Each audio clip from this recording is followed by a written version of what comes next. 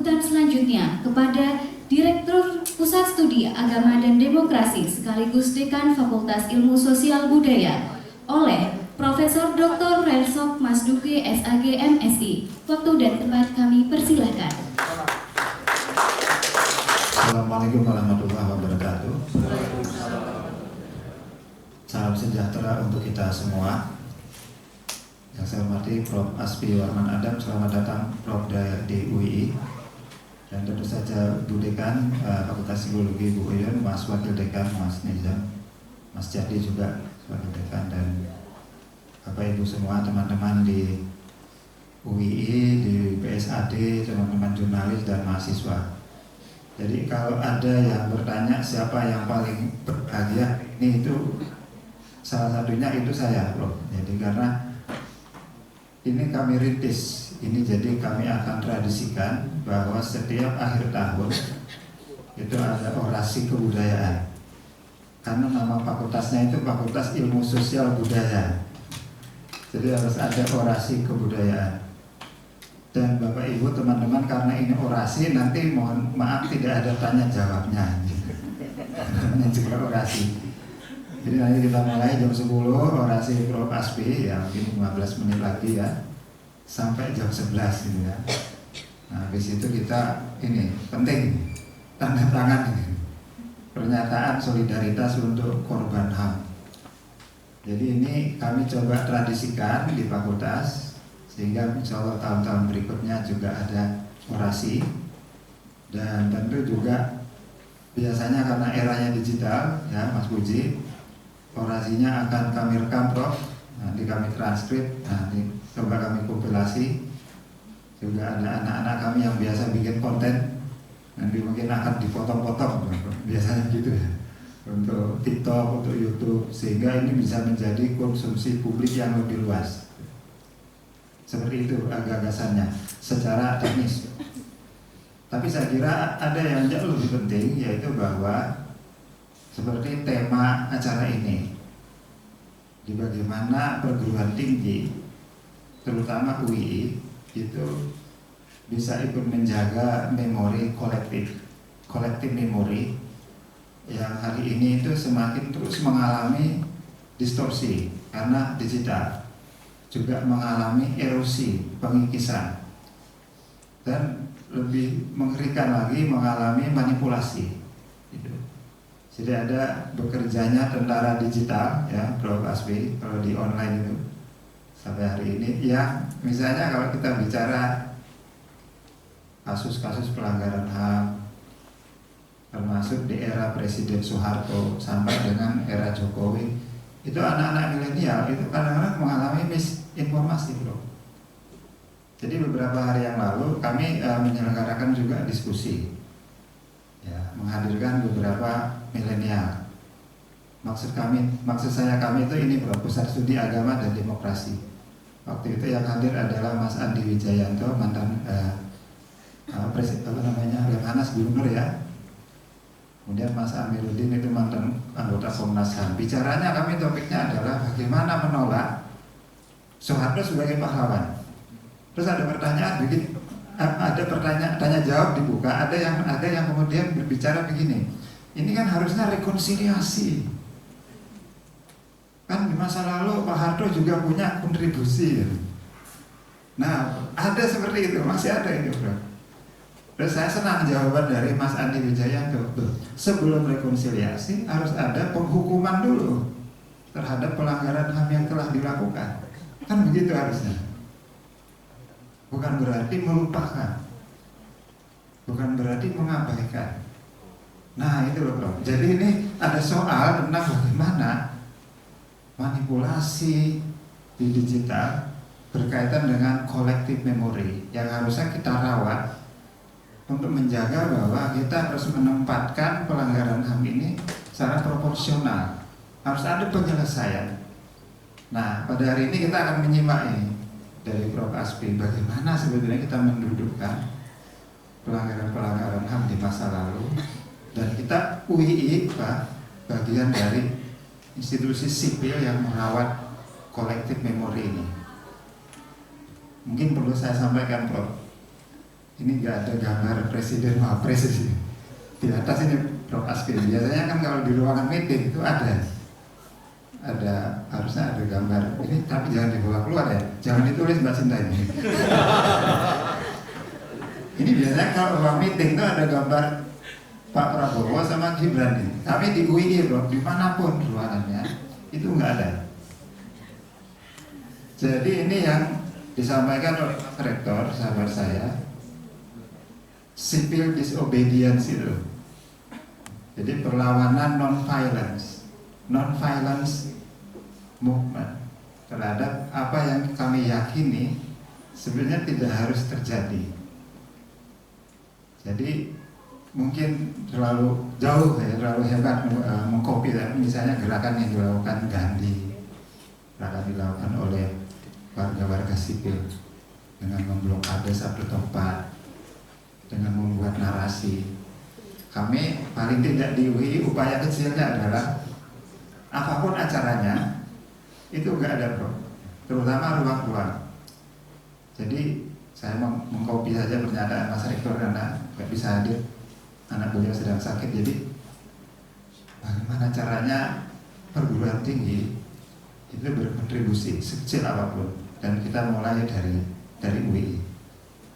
Jadi sekali lagi terima kasih, ini betul-betul buat saya membahagiakan, dan perlu saya tegaskan juga ini acara yang sekaligus kayak gelondongan beberapa momen kami satukan hari ini. Pertama peluncuran jurnal tadi yang sudah disampaikan oleh Mas Hasbi, kemudian yang kedua orasi Prof. Aspi nanti, dan kami juga sertakan atau kami inputkan berupa doa bersama dan penulisan tanda tangan di sini nanti simbolis dulu diwakili oleh teman-teman dari fakultas, Mas Nizam, kemudian nanti Bu Dekan, dan kami mewakili PSAD, Pusat Studi Agama dan Demokrasi, dan nanti mohon ada yang mewakili dari aktivis dan jurnalis, ada Mbak Sinta dan Mas Wahyu ya. Sesudah itu nanti kita dengar dulu orasi Prof. Aspi kira-kira sampai jam 11. Habis itu kita masih ada waktu, teman-teman masih bisa tanda tangan yang lainnya. Jadi itu poin pertama yang ingin saya sampaikan. Mumpung masih ada waktu ini, ada beberapa hal lagi yang ingin saya sampaikan, Bapak Ibu yang saya hormati. Jadi kemarin sore saya juga kebetulan diundang mengisi diskusi pleno diskusi seminar di UIN Sunan Kalijaga, Prof. Aspi. Tidak ada saya, kemudian acara saya senang disaksikan langsung oleh Rektor UIN kemarin sore, Prof. Nur Haidi, dan ada mantan rektor namanya Prof. Al-Makin.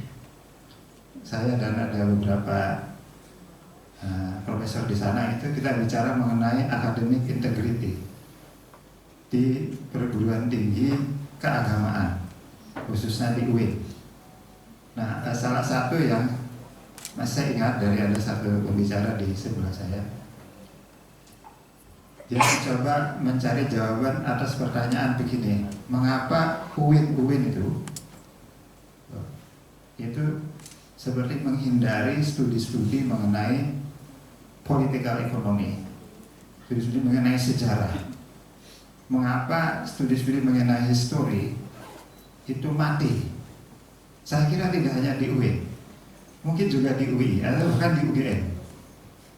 Jadi seperti ada upaya untuk menghindari studi-studi yang sifatnya adalah kritikal. Nah, salah satu jawaban yang muncul adalah karena di UIN itu para dosen terutama itu terpapar dua mazhab akademik. Pertama mazhab akademik McGill, Kanada, ya, ada universitas namanya University of McGill. Itu yang memang mazhabnya kuat sekali dengan hermeneutika, kajian historis, critical studies. Tetapi ini minoritas. Jadi orang-orang yang dulu dikirim oleh Menteri Agama di era Orde Baru, Pak Munawir Sajali itu ke sana, sampai sekarang masih banyak. Itu minoritas gitu ya. Yang biasanya kajiannya itu lebih kritikal. Sementara masih lebih banyak para dosen di sana yang ini mungkin sifatnya kita bisa perdebatkan ya istilahnya. Ini namanya akademik tesis gitu ya, bisa dikritik lagi. Menurut dia itu masih lebih banyak para dosen alumni dari Middle East, dari Timur Tengah yang melihat teks-teks pembelajaran di kelas itu secara normatif, secara dogmatik kira-kira gitu. Yang itu kemudian berangkat dari asumsi-asumsi yang berbeda gitu. Bahwa sebuah dokumen kajian akademik itu harusnya dieksaminasi, dikritik sampai akar-akarnya, itu mazhabnya Kanada. Di sisi lain ada mazhab Timur Tengah yang melihat itu by nature atau given gitu ya. Ini sesuatu yang memang ya, sudah harus diterima, tinggal diikuti. Pengkajian-pengkajian baik teks yang bersifat bersumber dari Al-Quran, hadis maupun teks-teks kajian-kajian literatur berikutnya. Jadi itu menarik sekali menurut saya. Kemarin sore saya lebih banyak bicara pidato guru besar saya tahun lalu tentang problem academic integrity dari konteks pertarungan ideologi post-otoriter, neoliberal, dan demokrasi. Jadi saya coba elaborasi ulang. Yang ini kayaknya inline dengan jurnal kami ini, Prof. Kata transformatif itu, so kami harapkan bisa menjadi solusi dari persoalan di dunia akademik itu yang belum tuntas. Ke arah mana perguruan tinggi seperti UIN, UII, dan mungkin juga UGM dan seterusnya, ketika bicara tentang proses-proses transformasi sosial. Karena ini kan harusnya menjadi peran perguruan tinggi. Jangan sampai perguruan tinggi itu seperti menara gading. Nah, menurut kawan saya kemarin sore bicara itu, inilah yang menyebabkan UIN kita itu mengalami penundukan dari kekuasaan, kira-kira gitu. Penundukan yang luar biasa. Mungkin ini kita bisa pahami ketika kemudian terjadi banyak konflik hari ini di Kementerian Agama. Kan banyak orang UIN di sana. Dan mungkin ada irisannya dengan konflik di PBNU. Nah, menarik ya. Karena ada soal diskursus akademik yang problematik itu. Itu satu problem. Nah, yang terakhir, kita menyaksikan di Indonesia itu ada warisan Orde Baru yang sangat kuat di perguruan tinggi, Prof. Yaitu namanya Tridharma perguruan tinggi. Tridharma itu ada mengajar, meneliti, yang ketiga pengabdian masyarakat. Nah, saya pernah menulis kecil sekali tulisannya untuk UI News tentang kritik mengenai pengabdian masyarakat. Pengabdian masyarakat itu selama ini Bapak Asbi dan Bapak Ibu dipahami semacam mahasiswa atau dosen terjun ke masyarakat melakukan developmentalisasi. Jadi hanya memberikan program-program karitatif. Tidak pernah berupa program yang mengadvokasi dan membuat masyarakat empower, enggak. Dan makanya juga banyak program pengabdian itu biasanya untuk laporan kinerja, bukan betul-betul yang continuous model. Jadi tahun ini saya pengabdiannya di sini, tahun depan bisa beda lagi. Karena urusannya bukan objeknya, tapi laporannya ke kampus. Nah itu. Nah, kami di jurnal ini nanti akan memfasilitasi lebih banyak tulisan-tulisan yang tidak seperti ini. Karena ini sudah mainstream dan ini gak berguna bagi masyarakat. Itu yang saya sebut sebagai pengabdian masyarakat yang mengalami kontrol paradigmnya dari negara. Karena dulu dia lahir memang pengabdian dosen gitu. Bukan dosen itu sebagai aktivis, sebagai sosial aktivis. Tidak, dia datang seakan-akan membantu tapi tidak menyelesaikan masalah struktural yang ada di masyarakat. Jadi itu yang kemudian kemarin sore juga saya singgung di UIN. Ini ada proses birokratisasi kinerja dosen yang menyebabkan dosen itu akhirnya lebih banyak berpikir yang penting laporannya selesai. Nah, proses alam pengabdiannya itu bagaimana itu kita atau dosen tidak pernah punya responsibility. Nah, itu yang kemudian menjadi ruh. Jadi saya umumkan di sini teman-teman yang NGO ini ada Mas Wahyu, beberapa juga mau hadir teman-teman Forum Cipdi Tiro. Nanti kami undang juga menulis di sini. Karena sebetulnya pengabdian masyarakat itu maknanya luas, termasuk gerakan sosial yang mencoba untuk mengelaborasi problem struktural. Nah, kalau ini bisa berjalan, kalau publikasinya ini bisa running, insya Allah jurnal ini akan berbeda dan menjadi trendsetter. Jurnal-jurnal pengabdian masyarakat lain yang isinya itu kalau yang lain itu hanya laporan-laporan kegiatan, gitu. Tidak bisa dibaca, nggak ada meaningnya. Adanya cuma ya itu yang penting, kemudian nanti itu setelah terbit dilaporkan dan selesai. Nah, kita prihatin karena ini kan menggunakan dana negara kalau di PTN, kalau di PTS tentu dana publik. Demikian barangkali ya, mohon maaf agak panjang, tetapi saya ingin mencoba menempatkan gagasan orasi kebudayaan, juga gagasan bagaimana kita menjaga memori kolektif dan otokritik, karena saya juga mungkin pelakunya selama ini bikin pengabdian juga masih coba-coba. Nah, meskipun saya selain di kampus saya gabung dengan teman-teman di Forum Cipdi Tiro, gerakan sosial, kita berharap banyak bahwa tradisi orasi kebudayaan nanti akan terus. Kemudian tradisi ini publikasi di jurnal yang berbasis pada advokasi sosial itu hidup, tumbuh dan difasilitasi oleh jurnal kami ini. Dan wabil khusus terima kasih sekali lagi Prof. Asfi. Kalau ini pertama kali datang, selamat.